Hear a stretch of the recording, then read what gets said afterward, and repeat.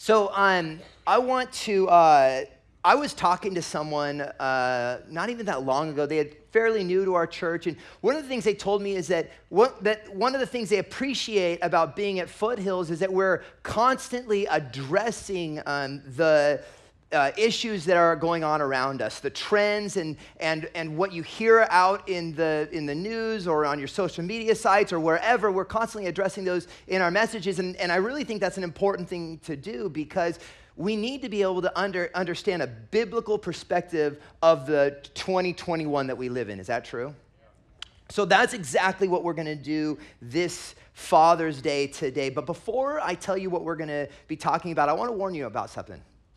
I am going to prove myself in this message very unwoke, okay? And I'm going to tell you right now, if you're new at Foothills, we are more concerned about being biblically correct than we are about being politically correct. Is that okay? Yeah. And so today at Father's Day, I want to address something that has to do with fathers, but it really has to do with all of us. Because we're all hearing this term and we're all concerned about what's going on. Today I want to address the idea of toxic masculinity and the identity crisis that it's bringing men in the world today. There is a growing identity crisis in men. What does it mean to be a man in this year, in 2021? Well, it really depends on who you ask, doesn't it? There has never been such a big difference in the answers that you will get than in today's gender-confused world. Is that true? What does it mean to be a man? What is toxic masculinity? Well, just like what it means to be a man, it depends on who you ask. The same thing with toxic masculinity.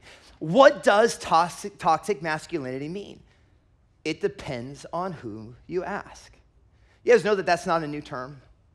You may have heard it first maybe in the early 2000s, or maybe just recently as it's been repopularized. But do you know that the Bible speaks about toxic masculinity? It actually starts in the Bible. I want to tell you, in the beginning, something happened. What entered the world? Sin, right? And the word. That's the scripture. You actually were more correct. In the beginning, sin entered the world as Adam and Eve ate the forbidden tomato. It was a tomato, if you guys didn't know. Or an onion, but it was definitely one of the two. And as they did that, sin came in and encompassed all things and all people that were and all people that would ever come. It made us toxic. It polluted our mind. It polluted our understanding. It made us tainted, but here's the deal. The Bible actually doesn't call it toxic. What is the word the Bible uses?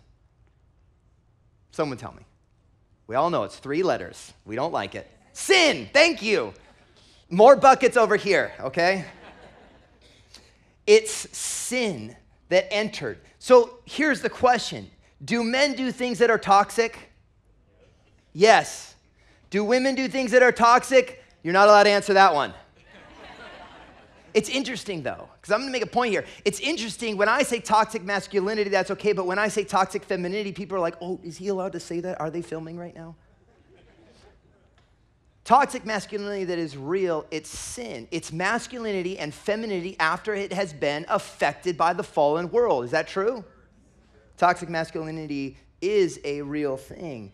Should actually be called toxic humanity, though, shouldn't it? But is that what is meant when we hear the word toxic masculinity today? Is that what the talking heads and the loudest people on social media is that what they mean? No, that's not what most people mean today. This is what they mean. They mean common traits that men have because they are men, that are destructive and harmful and need to be stamped out. The truth is that when we hear the word toxic masculinity, it has come to mean that everything masculine is toxic. That's what we hear today, that everything masculine has become toxic. I want to read you a quote right now from Rosalind Coward. Let's get that up there. The old qualities of masculinity. Okay, the old qualities of traditional qualities of masculinity have become absurdity. I did this last time. Absurdities. Did I just do that right? No.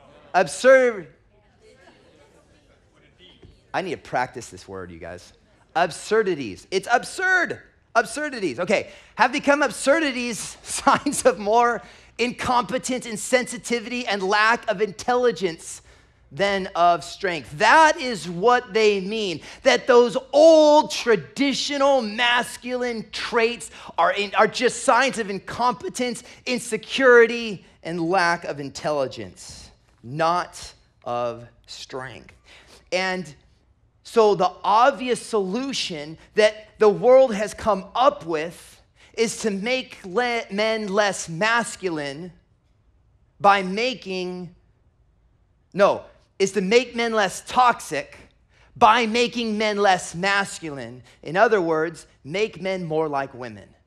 That is the solution that our world has come up with. And they have been using this solution. They've been putting this into work. They've been trying to make this happen. Inside of our schools, our children are being brought up with this idea that masculinity is the problem, so we need to re-educate our boys.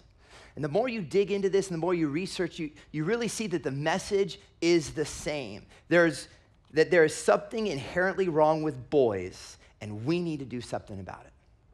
Have you guys seen this inside our schools?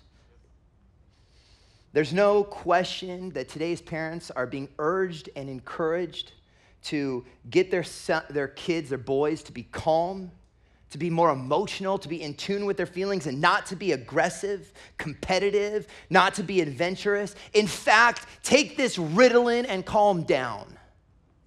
That's what we have. Now, I'm sure that there's good ways to use Ritalin, and I'm sure there's right situations, but so often every kid that has any amount of energy, any boy that has any energy is diagnosed ADHD, here's some Ritalin, now stop and act like a polite little girl. That's the notion that goes on in our world. At the same time, we're being encouraged for our daughters to defend their beliefs, to take leadership roles, to be self-reliant, competitive, and strong. Is something backwards right now? I want to read you another quote by Ali Stuckey. Ali Stuckey says this. She says, in the classroom, Ali Stuckey is a PragerU person. In the classroom, boys are invariably the problem. On the playground, aggressive games like dodgeball have long been banished. And we tell young men that their intrinsic desire to compete is wrong. And this anti-male tilt continues through higher education and into the workplace. And it's created millions of tentative men, unhappy women, and confused boys and girls. This idea of masculinity being wrong, see, I can agree with toxic masculinity in the same way that I can agree with toxic humanity, sin that has entered humans. But the problem is today we've taken the emphasis off of toxic and we've put it on masculinity. So if this is true, if this idea of masculinity is true, it's an easy thing to weigh. It's an easy thing to see. We have lots of research done. We've got lots of statistics. What we should see, if this is true, that the families or the kids that grow up in families with less masculinity should be our best and our brightest, right? If they're right, if the professional psychologists are right, then what we should see is the families that don't have masculinity in them, also known as fatherless families, they should be our brightest and our best. They should be rising to the top. Well, we have the research right here. Let's go ahead and put that first one, 85%. 85% of all youths in prison come from emasculated homes, fatherless homes, 20 times the average. Let's get the next one up. 63% of youth suicides are from fatherless homes, 5 times the average. Next.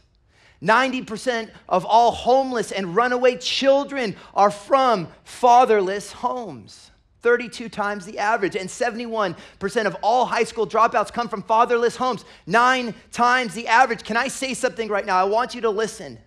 when you take away masculinity, society does not become less toxic, it becomes more toxic.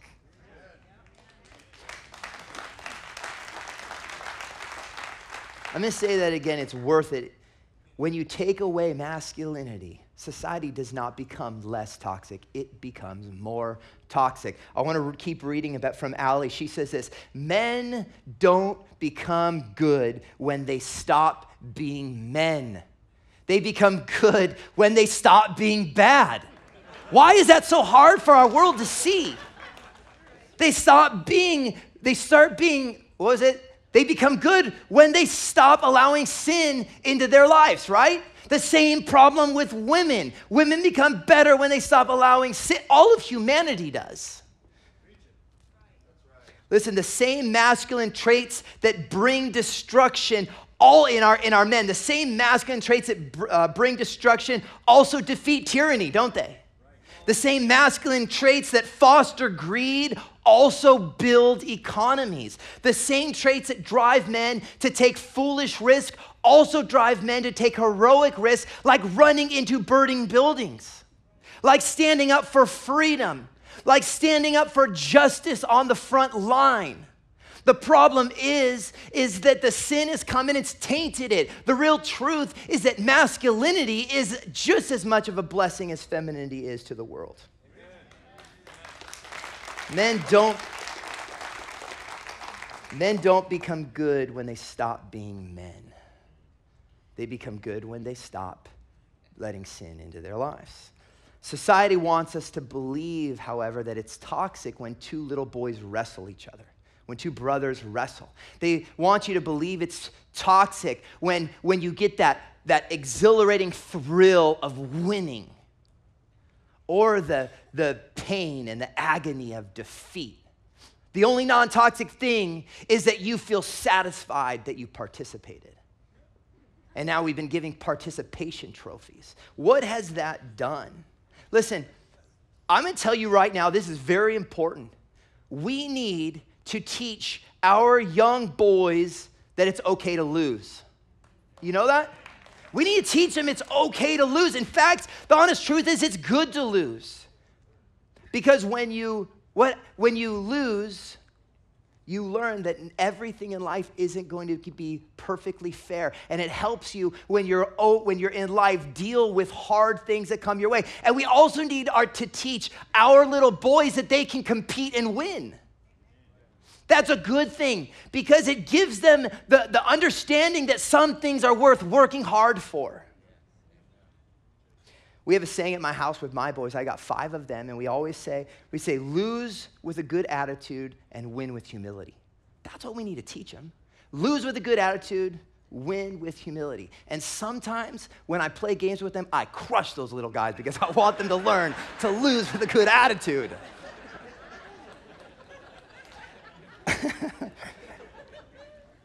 My kids get dirty. My kids give energy. We allow my kids to do that. We allow them to be rough because I care about their future. We need to care about their future.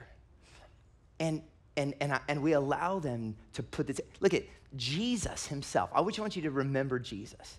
Was Jesus this calm, nice, passive, in touch with his feelings, tearful kumbaya guy?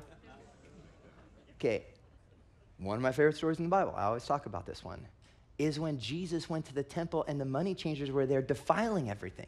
You guys remember that? Did Jesus come in and sing kumbaya? He made a whip. You guys remember that? He made a whip, pulled out a can of whoop butt and went to town. That's exactly what he did. Was he toxic? Listen, what did he do?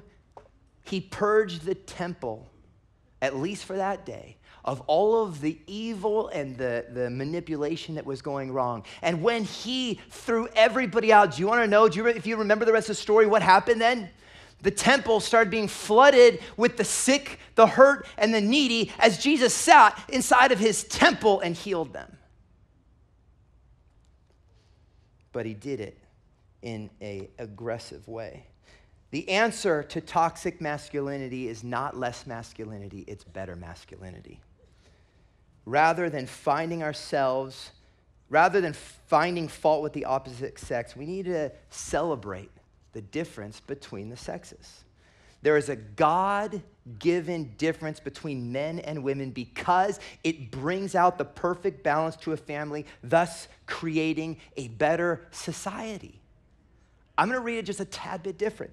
There is a God-given difference between masculinity and femininity because it brings out the perfect balance to a family, thus creating a better society. I want to read Genesis 1:27. Let's put up Genesis 1:27. It's good that we have these two traits. It says this, God created, I'm going to give you three things. I'm going to separate them physically in our minds also right now. That God created man, or really God created humans, okay? God created humans in his own image. God created humans in his own image. He created them male and female. So real quick, just to make sure, God created humans in his image. He made them male and female. So let's go back over here. When God created something, okay, he created it perfect. Now, we don't understand creating things perfect because we can't create things perfect. What are we on, like iPhone 15? How many tries are they going to get? We don't create things perfect because we don't have all the answers or know everything, but God does. He doesn't need man 2.0. He made man and woman right the first time. So he made them, and he gave them purpose, and he gave them identity, and he gave them reason for existence, and he put every single thing inside of the humans that he wanted them to have and that they were going to need. They were. What did he say? He said, "This is good," when he made them. And then he did something else. He goes a step further. He gives us this awesome upgrade at the very beginning. He puts his image inside of us. No other living thing gets that honor. He put his very image, the Godhead image, inside of us. He makes us, he puts his image in us, and then he separates us, male and female, masculine and feminine.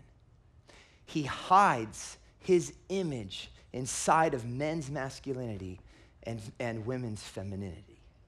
He puts it in there. To call masculinity toxic is to misunderstand the image of God. December 24th, Christmas Eve, 1982, God gave the world a gift in the form of a child. And as I was being born,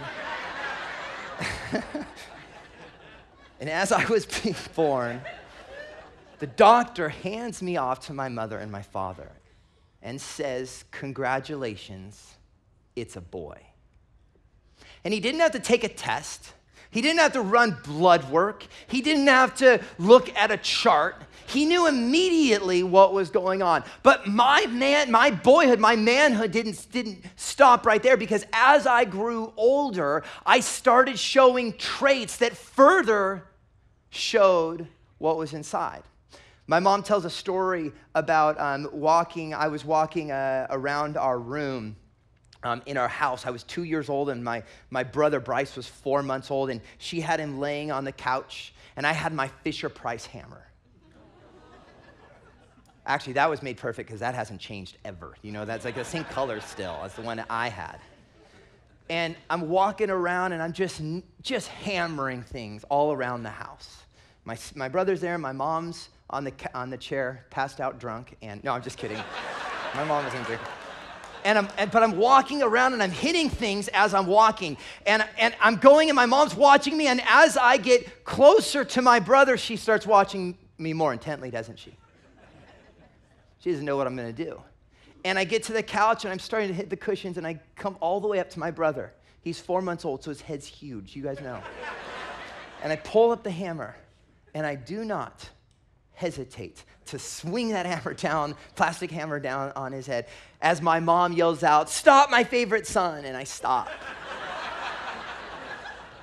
The point I'm trying to make is that a daughter's natural inclination with a baby is to love the baby. It's to hold the baby. It's to care for the baby. It's to say, can I feed the baby? But a natural inclination of a son is to protect his family from that crying, slobbering intruder.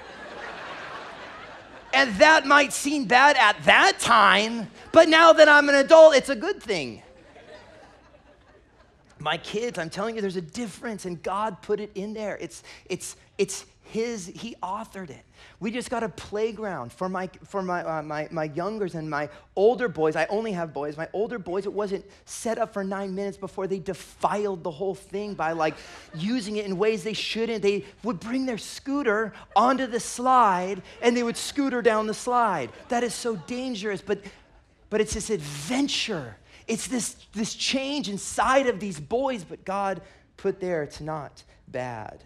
So how do we get here? How do we get to the point that everything masculine is toxic? How did we get to the place where there is this war on boyhood in our schools and all around, where boys have grown up to be so worried and affected when they are offended, instead of being okay, where we've grown up an entire generation that doesn't want to try, they would rather just get Uncle Sam to just give them the handout. How do we get here?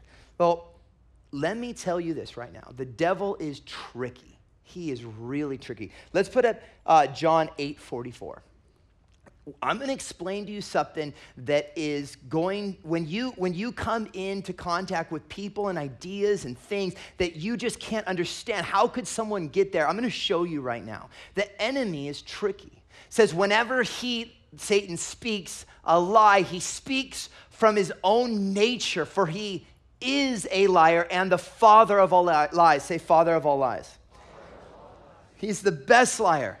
There's no other like him. He is the liar that the best liar the world has ever seen. He is the Chuck Norris of all lies. He is incredible at what he does. And he gets us to listen to his lies, and he affects entire cultures. And sometimes we think, no, I'm really good at being able to tell a lie. When someone's lying to me, they put their hand on their forehead, and I can see it. Some of us think we're really good, but when it comes to the devil, the problem is he's really good. A snake talked to Eve. Do you guys remember that? A snake talked. I'll stop there. He's such a good liar. Eve, listen to us. Okay, real quick. Just let's say you're at SeaWorld and Shamu goes, psst, Neil, come here real quick. Two things need to happen. Either one, if Shamu talks, you need to stop drinking. Or number two, you need to run away. But Eve listens to a snake. He is an incredible liar. Now, I want to explain the structure of how he lied to Eve, because it's the same structure of how he lies to us, and it's the same structure that he lies to our culture about masculinity. Genesis 3:1 says this. It says, now the serpent was more crafty than any beast of the field which the Lord God had made. And the serpent said to the woman, indeed, God said, you shall not eat from any tree of the garden. Here is the structure that Satan uses when he lies. He starts with the truth, because there's power in the truth. There's foundation in the truth. And Satan starts with the truth, and then he manipulates it. Let's go to verse 4 and 5. He says, that's right, God did say that you shouldn't eat from a tree. Then the serpent said to the woman, but you surely will not die. For God knows that in the day you eat from it, your eyes will be opened and you will be like God, knowing all things. He starts with something that's true and he manipulates it. The truth is that men do have sin inside of them, just like women have sin inside of them. And then he starts manipulating it to say that everything masculine is toxic. Acts 13:10. Paul is talking to this guy. His name is Bar-Jesus. And he's one of the counselors to the proconsul.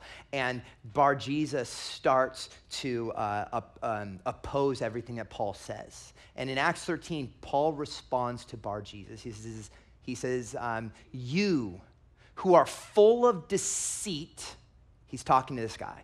And you are the son of the devil. He's starting to give the characteristics of how the devil works when he calls this guy the son of the devil. You are full of deceit and fraud. We know about this. We know this about the devil. You are the son of the devil. You are an enemy of all righteousness. We know this about the devil, but then look what he says right here.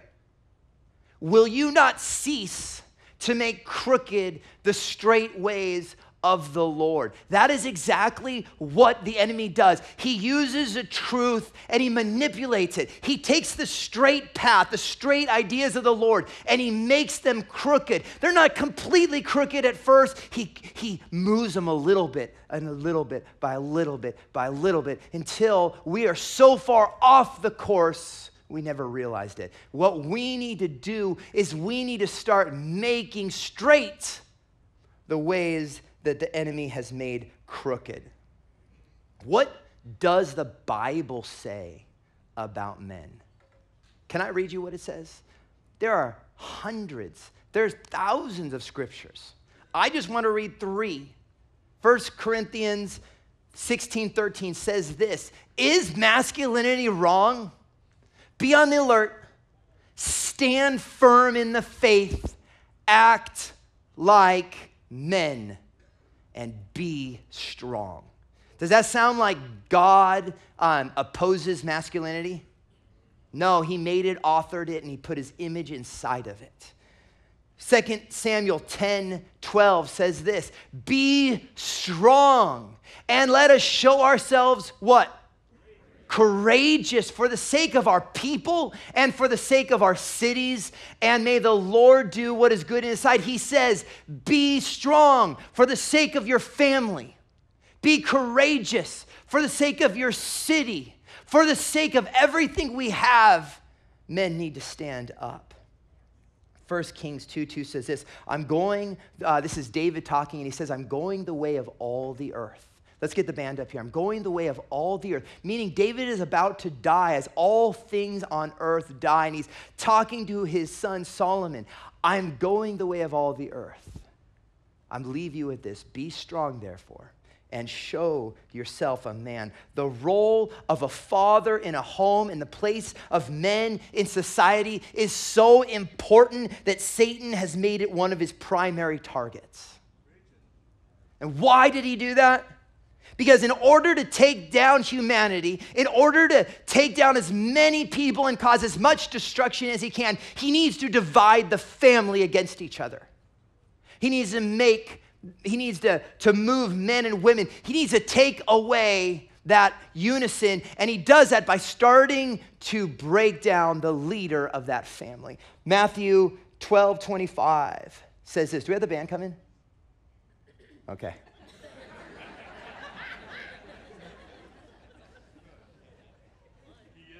Yeah, he is the band. Parker's going to do some a cappella here in a second. Here's the deal. I'm not going to read Matthew 12:25, but I want to tell you this, that one of the reasons is because he divides the house. That way he can get further destruction into families. The other thing that he does is that he blurs the difference between men and women, making crooked the straight path of the family that God has made. And he understands that weak men make weak attempts, take weak risks, and usually run when it's time to stand firm. He wants to take down the man. Michael Hopp says this. He says, let's put that up there. Hard times create strong men. Strong men create good times. Good times create weak men. And weak men create hard times. We don't need any more weak men in our world, do we? Amen. We need strong men. What we don't need is what they're telling us we need. The world needs more than anything strong men, more masculine men. What the family needs more than anything is real men that take their biblical manhood role seriously. Let's stand up right now. I'm going to tell you this. If you're in here, men, society may not give you permission to act strong. They may not give your kids permission to be boys, but I promise you this, God and the Bible do.